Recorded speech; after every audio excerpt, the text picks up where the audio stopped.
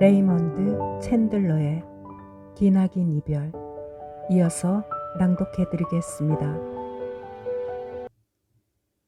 그의 강력개장은 그레고리우스 경감이었는데 점점 희귀해지고는 있으나 아직 멸종되지 않은 종류의 경찰로 눈이 부실 정도의 불빛을 비추거나 고무곤봉으로 갈기고 신장 부위를 걷어차며 사타구니를 무릎으로 치거나 명치에 주먹을 먹이고 척추끝을 야경봉으로 치는 수법으로 범죄를 해결하려는 사람이었다.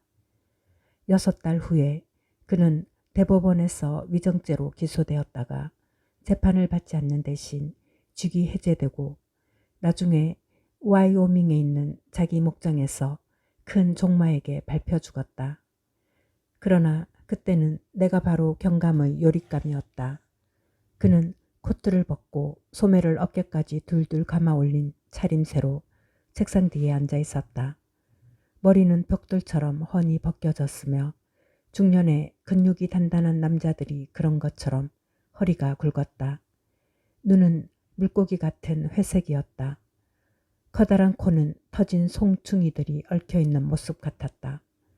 그는 커피를 마시고 있었으나 얌전하다고 할 수 없는 태도였다. 무디고 강한 손등에는 털이 무성히 나 있었다. 귀 밖으로 솜털이 비어져 나와 있었다. 그는 책상 위를 더듬다가 그린을 보았다. 그린이 말했다. 저희가 알아낸 것이라고는 이 친구가 아무 말도 안 할 거라는 것뿐입니다, 대장. 전화번호를 보고 이 친구를 찾아냈습니다. 차를 타고 외출했었는데 어디 갔다 왔는지는 말하지 않습니다.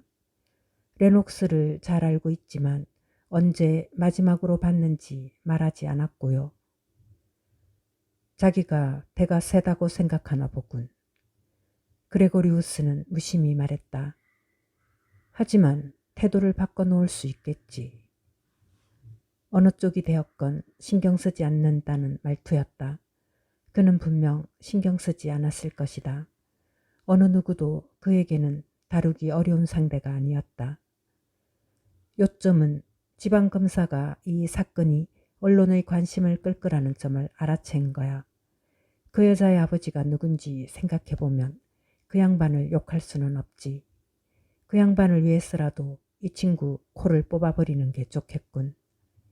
그레고리우스는 내가 마치 담배꽁초나 빈 의자라도 되는 것처럼 나를 바라보았다. 시선이 안에 있는 어떤 물체일 뿐 자신에게는 아무런 흥미도 없는 물건인 것처럼. 데이튼이 정중하게 말했다. 이 자식이 말하지 않아도 되는 상황이 되도록 교묘하게 태도를 꾸미고 있다는 사실은 명백합니다. 우리 앞에서 법을 인용하질 않나. 내가 자기를 한 대 치도록 몰고 가질 않나. 거기서 저도 약간 선을 넘긴 했습니다만 경감님. 그레고리우스는 그를 냉랭하게 바라보았다. 이 자식 손에 놀아나는 걸 보니 자넨 물러터진 녀석이로군. 수갑은 누가 벗겼어? 그린이 자기가 했다고 시인했다. 다시 채워. 그레고리우스가 말했다. 꼭 조이라고. 바짝 긴장하게 해주란 말이야. 그린은 수갑을 다시 채웠다. 아니, 그러려고 했다. 등 뒤로 채워. 그레고리우스가 지저댔다. 그린은 내 손을 뒤로 해서 수갑을 채웠다. 나는 딱딱한 의자에 앉아 있었다. 더 꽉 조여. 그레고리우스가 말했다. 손목을 파고들 때까지 조여. 그린은 좀 더 조였다. 손에 감각이 없어지기 시작했다.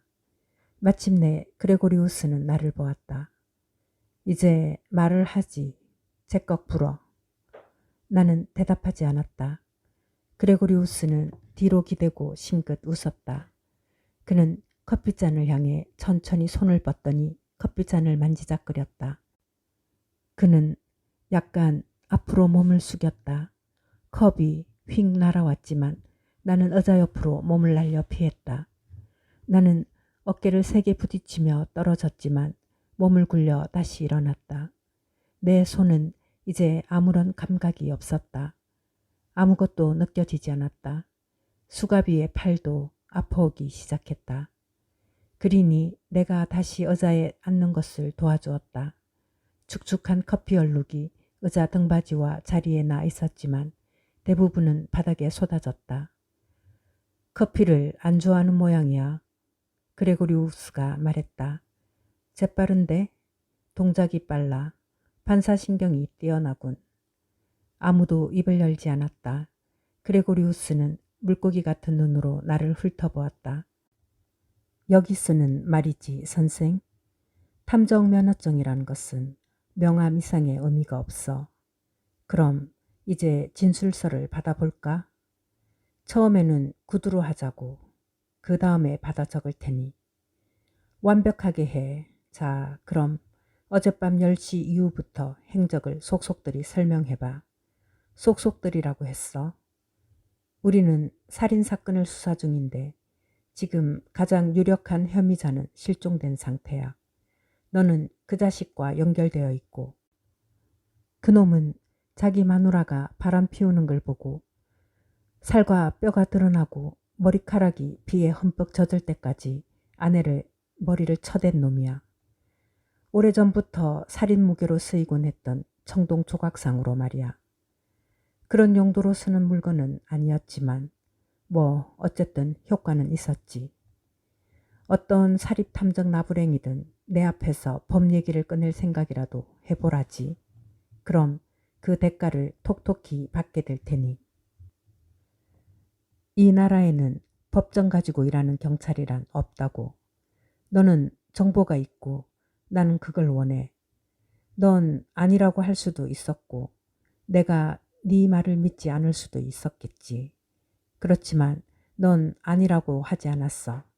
나를 얼간히 취급하지는 마, 이 새끼야. 허튼 수작하지 말라고. 자, 불어봐. 수갑을 벗겨줄 겁니까? 경감님. 내가 진술을 한다면 말이죠.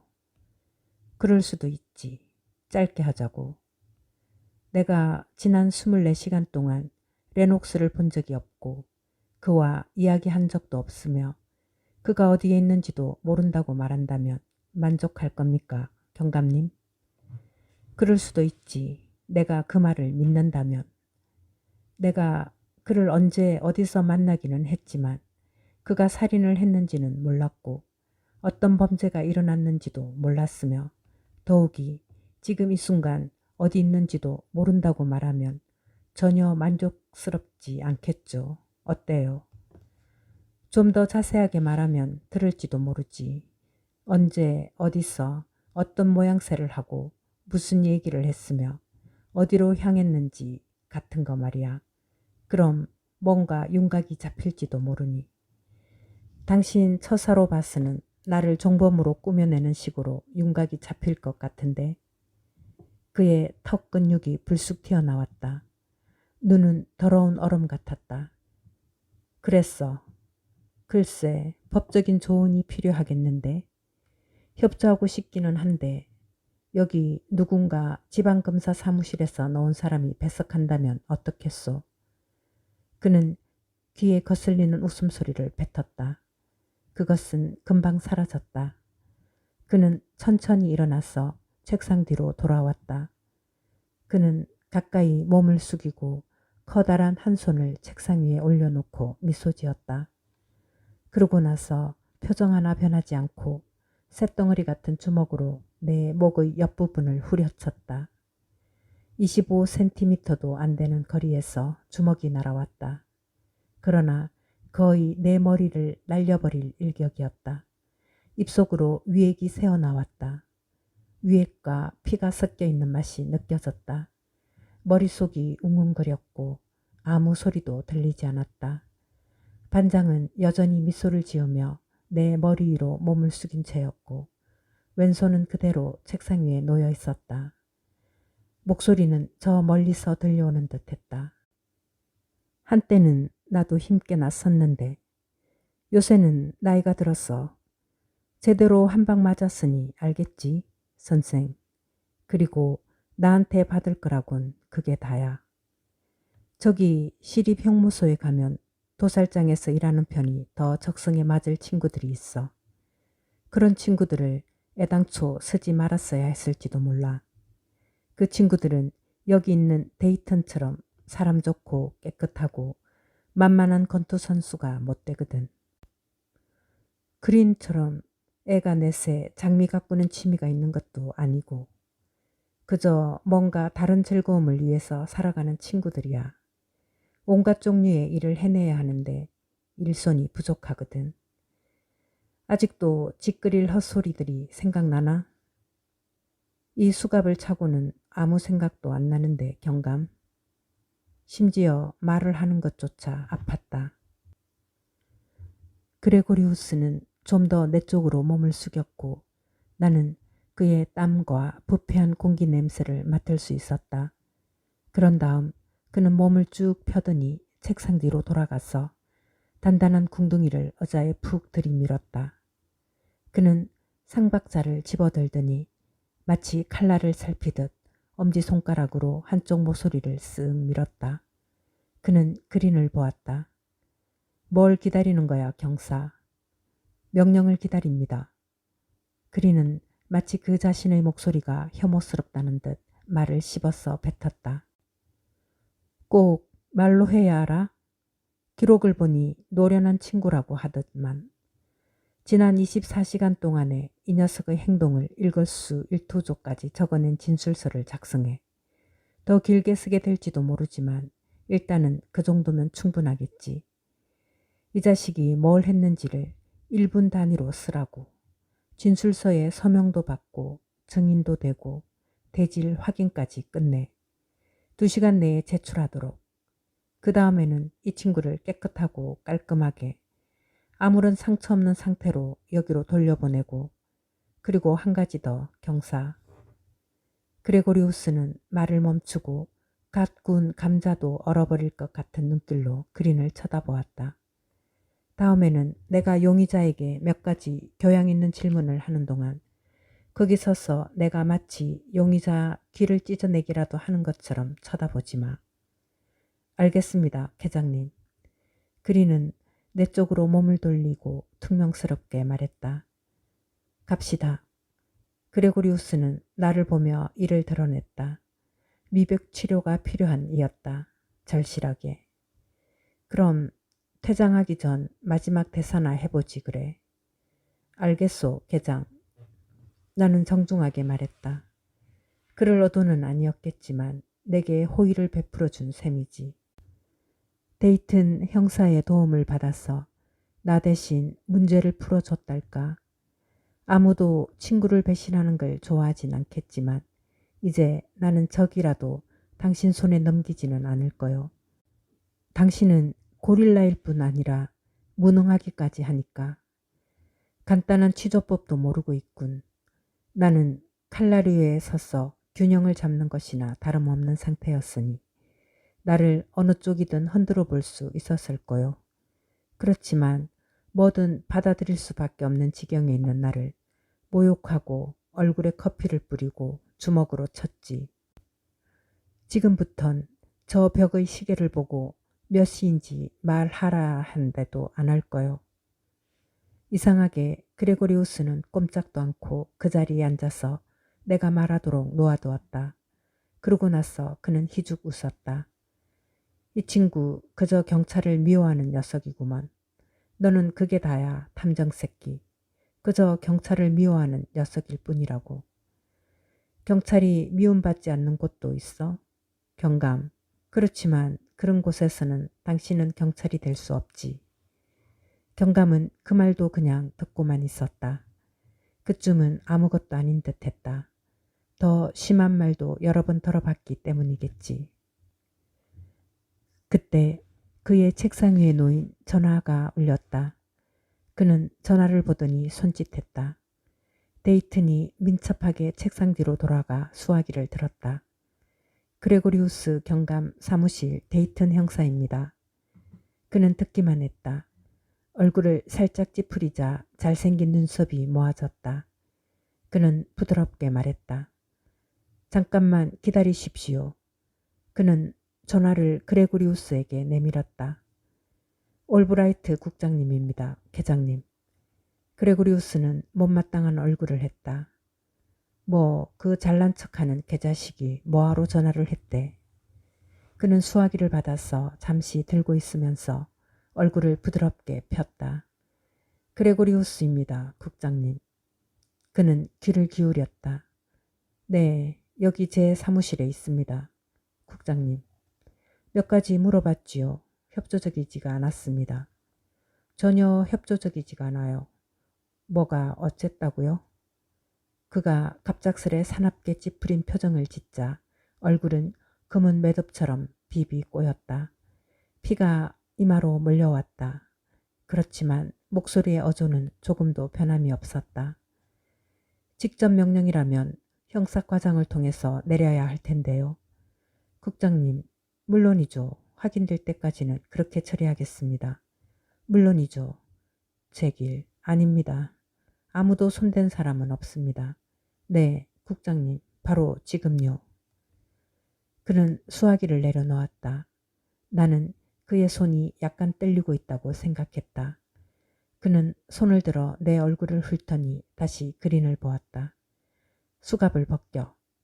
그는 단조로운 어조로 말했다. 그린은 수갑을 벗겼다. 나는 피가 다시 돌아 콕콕 찌르기를 기다리며 손을 마주 비볐다. 저 친구를 유치장에 넘겨. 그레고리우스가 천천히 말했다. 살인 혐의로 지방검사가 사건을 우리 손에서 채갔어. 참, 여기 시스템이 좋기도 하군. 아무도 움직이지 않았다. 그리는 내 가까이에 서서 숨을 몰아쉬고 있었다. 그레고리우스는 눈을 들어 데이턴을 보았다. 뭘 기다리는 거야? 슈크림? 아이스크림? 콘이라도 줄 것 같아?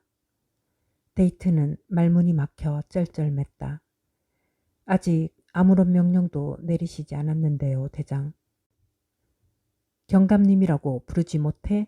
제길. 경사나 그보다 높은 경찰들이 나를 대장이라고 부를 수 있다고. 넌 아냐, 이 애송이 녀석. 넌 아니라고. 나가. 알았습니다, 경감님. 데이트는 허겁지겁 문으로 향하더니 나가버렸다. 그레고리우스는 벌떡 일어서서 창문으로 가더니 방안을 던지고 섰다. 자, 나갑시다. 그리는 내 귀에 대고 웅얼거렸다. 내가 저 녀석 얼굴을 차버리기 전에 데리고 나가. 그레고리우스는 창문에 대고 말했다. 그린이 문을 열었다. 나는 그리로 나가려고 했다. 그레고리우스가 갑자기 고함을 질렀다. 멈춰, 저 문 닫아. 그리는 문을 닫고 문에 등을 기댔다. 너 이리 와. 그레고리우스가 나를 보고 지저댔다. 나는 움직이지 않았다. 나는 서서 그를 바라보았다. 그린도 역시 움직이지 않았다. 으스스한 정적이 흘렀다. 그러자 아주 천천히 그레고리우스가 방을 가로질러 와서는 나와 발가락을 맞대고 섰다. 그는 크고 단단한 손을 주머니에 찔러 넣었다. 그는 발꿈치를 바닥에 대고 까딱까딱 몸을 흔들었다. 이 새끼한테 전혀 손은 안 댄 거야. 그는 마치 자신에게 말하듯 숨을 죽이고 말했다. 그의 눈은 먼 곳을 보고 있었고 표정이 없었다. 입은 경련을 일으키는 것처럼 떨렸다. 그 다음 그는 내 얼굴에 침을 뱉었다. 그는 한 발짝 물러섰다. 이 정도면 됐어. 고맙네. 그는 몸을 돌리고 창문 쪽으로 돌아갔다. 그리는 다시 문을 열었다. 나는 그 문을 빠져나가면서 손수건을 꺼냈다. 경찰 유치장 사무실에서는 침대 차식의 벽침대가 2개 있었지만 유치장에는 사람이 별로 없어서 그 감방에는 나 혼자뿐이었다. 유치장의 대접은 아주 좋은 편이다. 더럽지도 깨끗하지도 않은 담요 2장에 얼기설기 이어붙인 금속판 위에 올려놓은 5cm 정도의 울퉁불퉁한 매트리스, 수세식 변기, 세면대가 갖춰져 있고 종이 수건과 까칠까칠한 회색 비누를 받을 수 있다. 간방벽은 깨끗해서 소독약 냄새는 나지도 않는다. 모범수들이 그 일을 한다. 모범수들은 항상 충분히 공급되고 있으니까. 수감자를 살펴보는 간수들은 똑똑해 보이는 눈매를 하고 있다. 술주정뱅이나 사이코가 아닌 한 적어도 그렇게 보이도록 행동하지만 않으면 성냥과 담배도 그대로 가지고 있을 수 있다. 예심이 열릴 때까지는 자기 옷을 입어도 된다.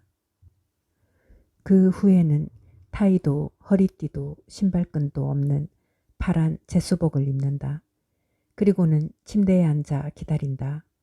달리 아무런 할 일이 없다.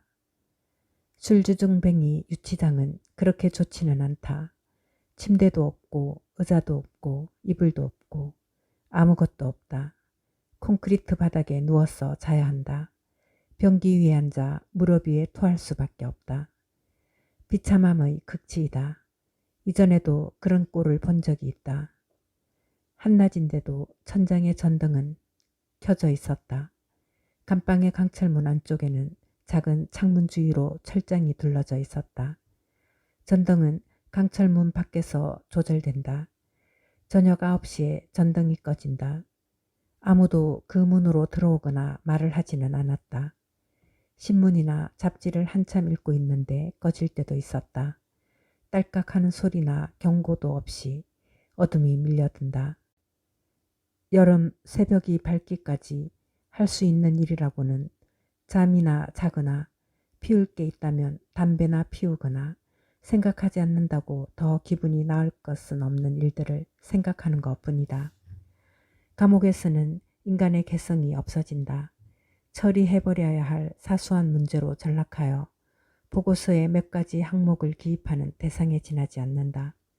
누가 그 사람을 사랑하고 미워했는지, 얼굴이 어떻게 생겼는지, 일생 동안 무엇을 했는지는 아무도 상관하지 않는다.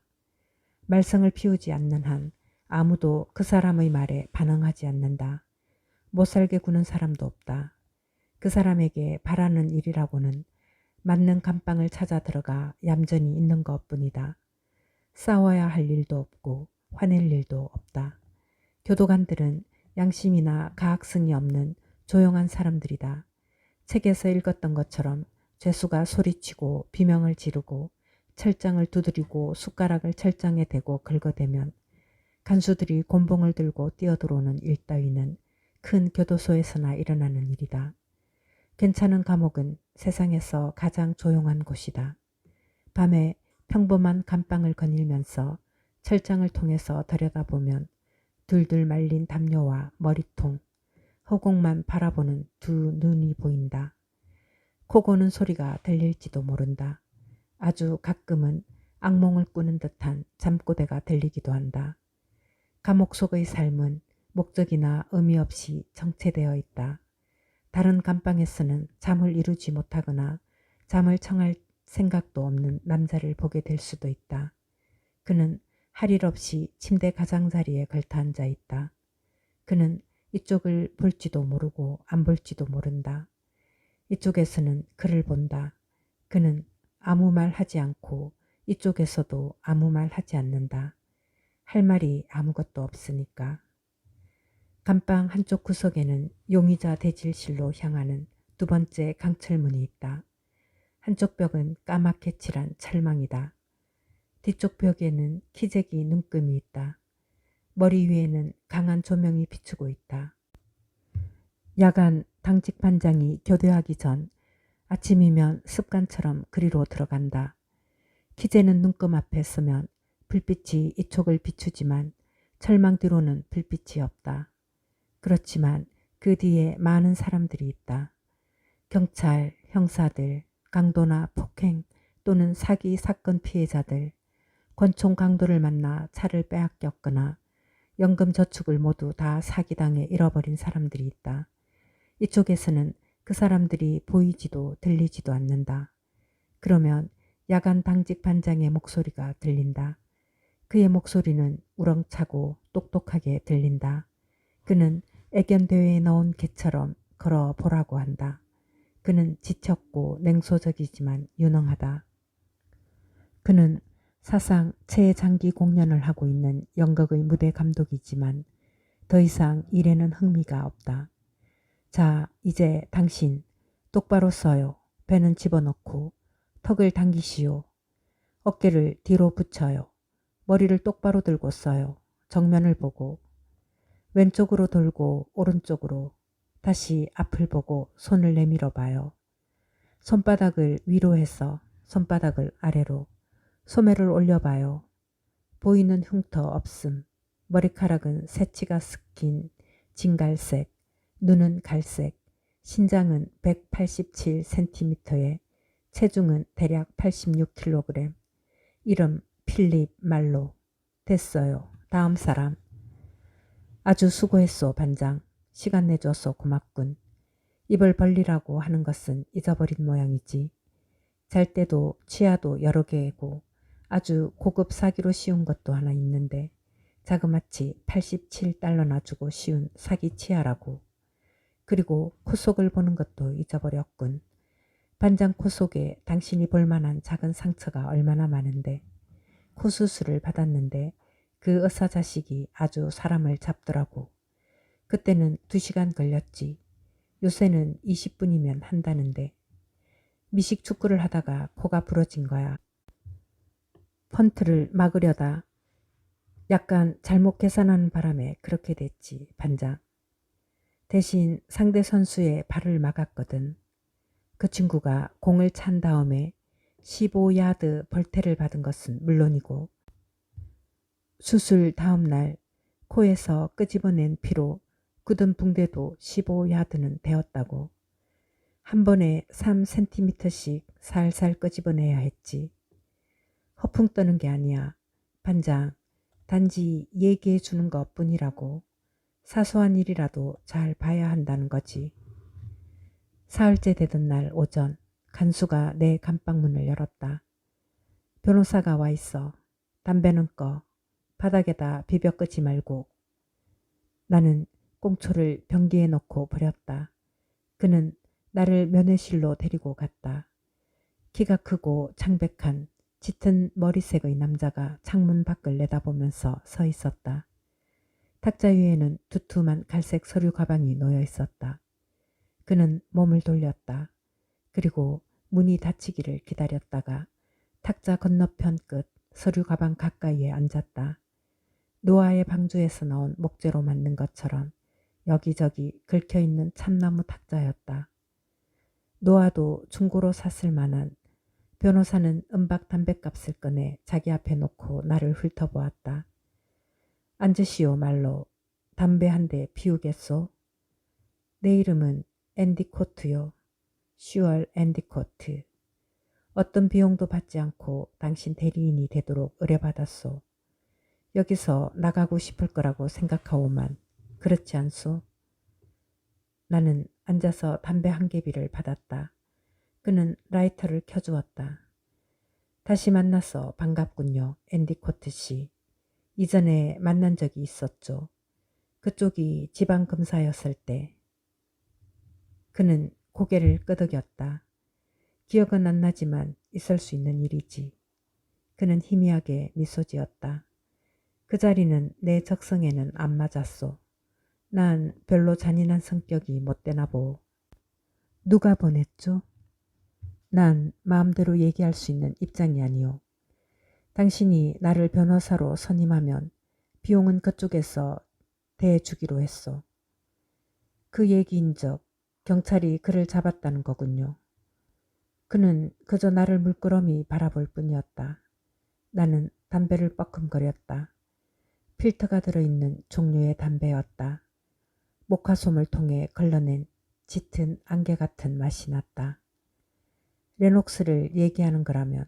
그가 말했다.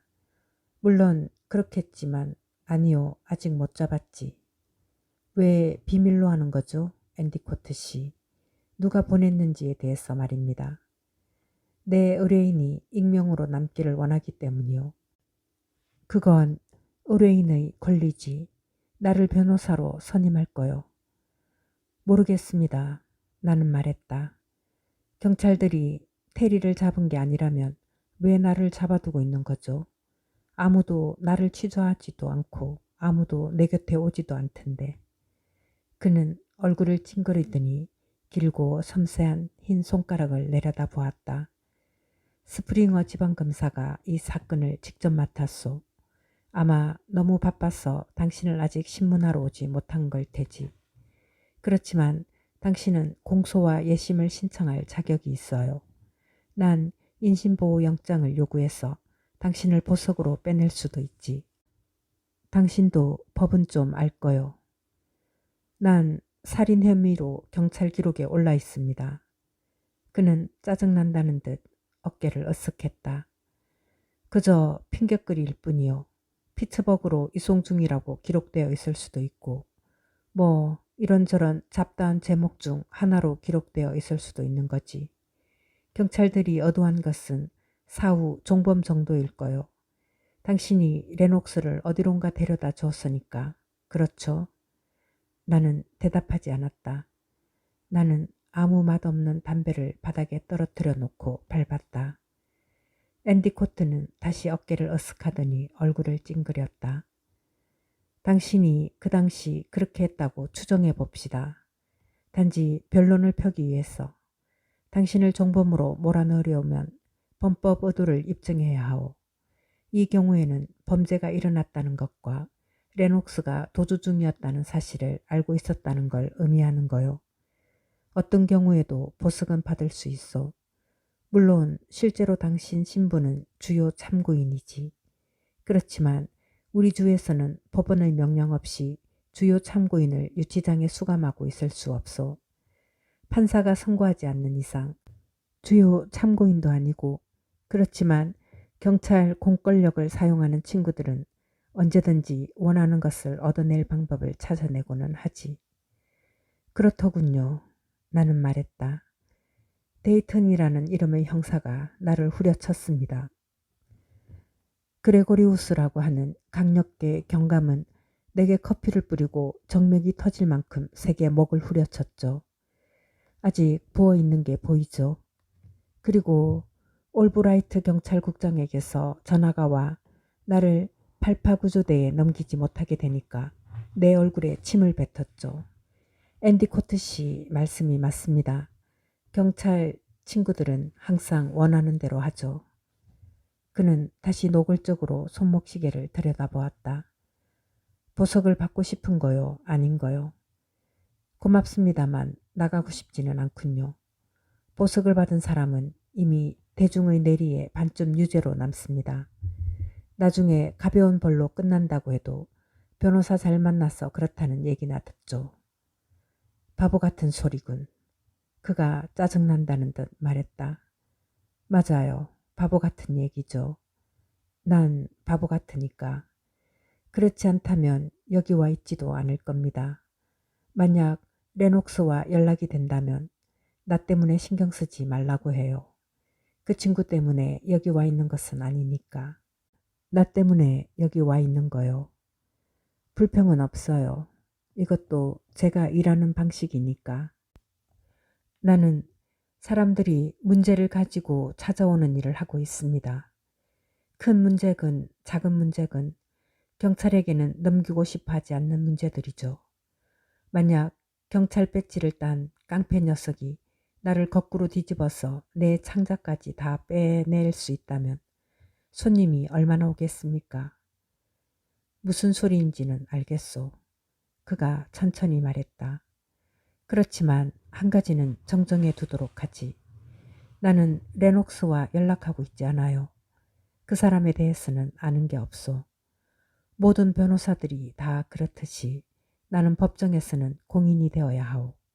내가 레녹스의 거처를 알고 있었다면 지방검사에게 그 정보를 은폐할 수는 없소. 내가 할 수 있는 최선은 먼저 그와 면담을 한 후에 시간과 장소를 정해서 자수하도록 합의를 받아내는 것뿐이지. 그 사람 말고는 나를 도우라고 변호사를 여기 보낼 만한 사람이 없는데 내가 거짓말 한다는 거요. 그는 손을 내려 테이블 아래쪽에다 담배꽁초를 비벼 껐다. 앤디코트 씨가 버지니아 출신이라는 것은 기억나는군요. 이 나라에서는 버지니아 출신들에 대해서 일종의 역사적 고정관념 같은 게 있죠. 그 사람들은 남부의 기사도와 명예의 꽃처럼 여겨지니까. 그는 미소 지었다. 좋게 말하자면 그렇소. 그게 사실이면 좋겠지만, 그렇지만 지금 시간 낭비하고 있는 거요. 깨알 만큼의 상식이라도 있었다면 경찰에게 레녹스를 일주일간은 본 적 없다고 말했어야 했소. 꼭 진실을 말해야 할 필요는 없으니까. 진실이야 항상 선서를 하고 난 다음에 말해도 돼요. 어떤 법에서도 경찰에게 거짓말하는 것을 금지하지는 않소. 경찰들도 기대를 하고 있지. 그 친구들은 당신이 말을 안 하는 것보다는 거짓말이라도 해주는 편이 더 기분이 좋을 거요. 말을 안 하는 건 경찰의 권위에 대한 정면 도전이니까. 그걸로 얻는 게 뭐요? 나는 대답하지 않았다. 정말로 대답할 말이 없었다. 그는 일어나서 모자를 짚고 담뱃값을 딱 닫은 뒤 주머니에 넣었다. 꼭 이렇게 소동을 만들어야겠나?